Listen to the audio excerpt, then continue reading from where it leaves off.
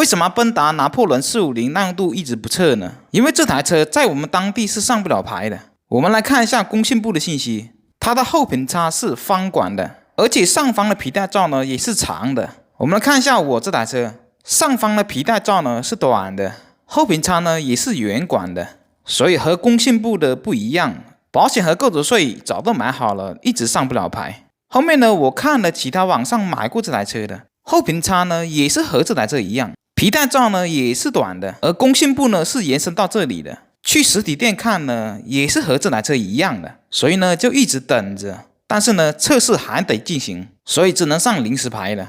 同时呢，也装了行车记录仪，确保测试中不落下任何画面。因为 GoPro 是没办法长时间录制的，没办法当记录仪使用。装记录仪的同时呢，也看了一下它的车架情况。该车呢采用的是铝合金单脊梁双摇篮车架。这也是大多数巡航车常用的结构，因为这种结构呢比较好布置油箱与座椅，纵向强度没有什么问题，横向强度呢就稍微欠缺一些。基本上所有的巡航车横向的强度呢都不如自家的街车或者仿赛来的高，但是这台的表现如何呢？后面呢将进行全面的测试。首先收集的是缸压，火花塞呢采用的是普通的镍合金 ，CPR9 热值为9，后管的缸压测出来的是200 psi。